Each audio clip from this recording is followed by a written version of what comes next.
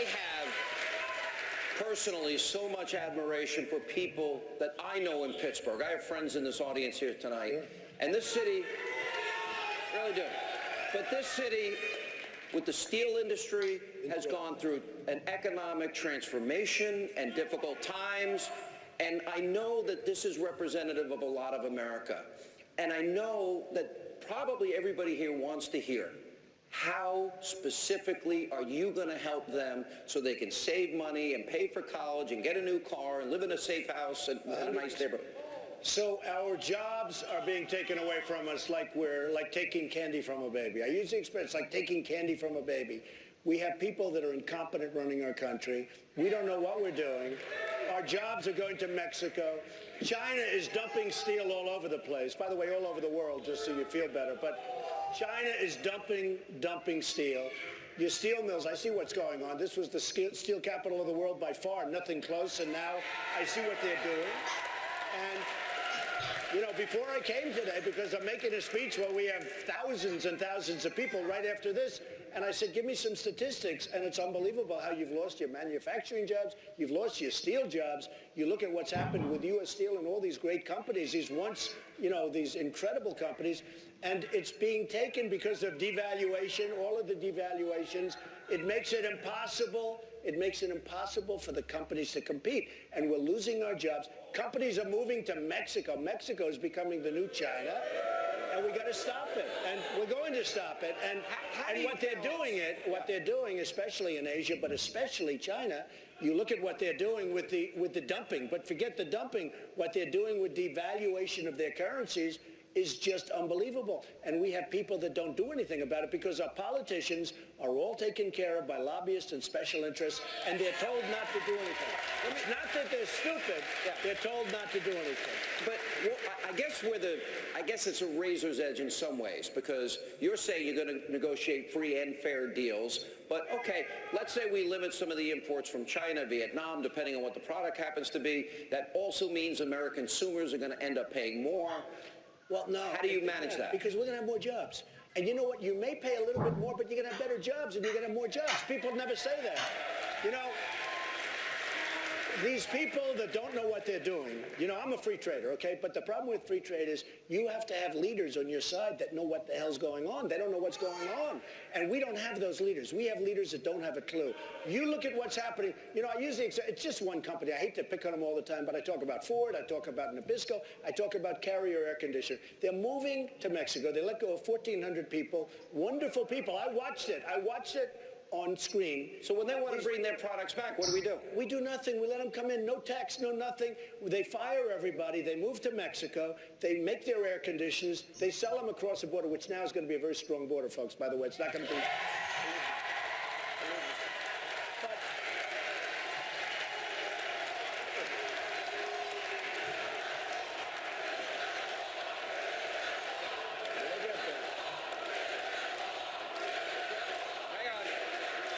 John, watch this. Wait, watch this. Are you guys ready for it? Who's going to pay for the wall?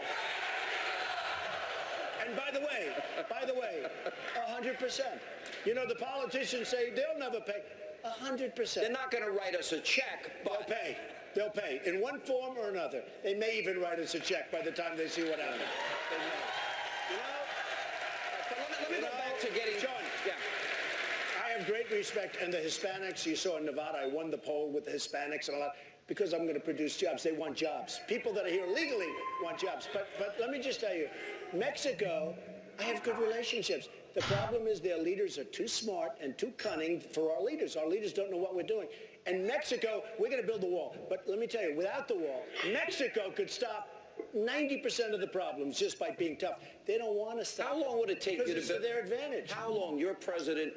It's your first day in office. How long will it be till that wall's complete? Well, I would say it'll be complete within 2 years from the time we start. We'll start quickly. And it'll be a real wall.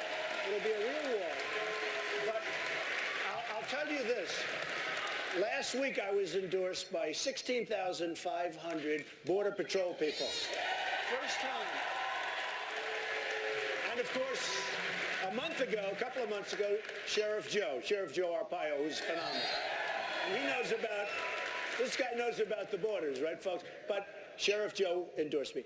But 16,500 Border Patrol people, they've never endorsed any presidential candidate before. Yeah. And they endorsed me because they know, they want to do their job. When you let them do their job and when you put pressure on Mexico to stop what's going on, you're going to need the wall. You're going to always want the wall. But you know what? It will not be nearly as necessary. Let me go back to the economy, because this is so important. 95 million Americans out of the labor force. 50 million. This is not a joke.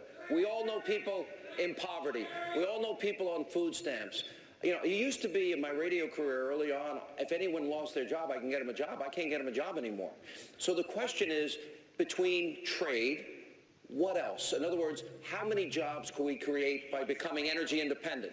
Do you know how many millions of jobs have been taken out of our country? And this area is a prime area. Another area where we're really concerned, you look at upstate New York, it's devastation. It's devastation. That's why I go up there. We had 21,000 people in Albany the other night, 2 nights ago. We have 6,000, 7,000 people. It's like a routine crowd.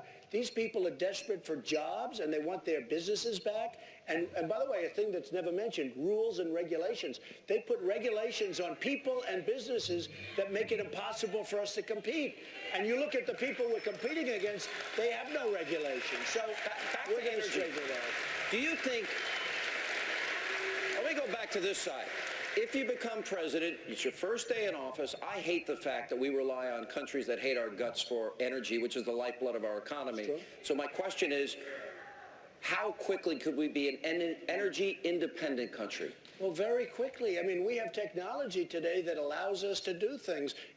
As an example, this state, they have decimated your coal mines. They have decimated your workers. They have decimated. And, you have things called clean coal. You know what we do? First of all, the mines are almost, they're going to be gone. They're going to be extinct, and they shouldn't be. Coal is great.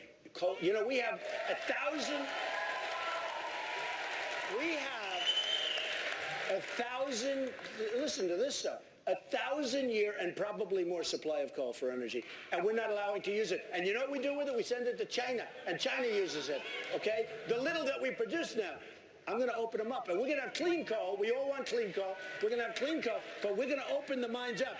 In West Virginia, it's devastated because of what they've done. Parts of Pennsylvania are devastated. We're the Saudi Arabia of natural gas. We have more than any other country. So much, but we can have that. We should have everything. We should have everything, and including renewables. But the problem with the renewables, look, I know more about renewables than any human being on earth because I understand it from a practical standpoint. I love solar. Solar's great. Problem is, it's a 30-year payback. It isn't practical. Technique. It's not there yet. It's a somebody said, oh, it's really wonderful, 32-year payback. Who's going to get 32-year payback? And it doesn't have big power. Are there millions of jobs, for example, for people in this crowd?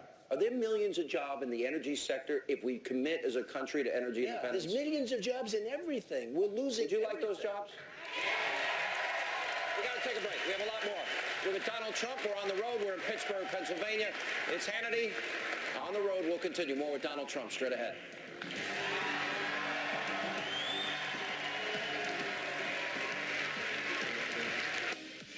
April 19th, the battle.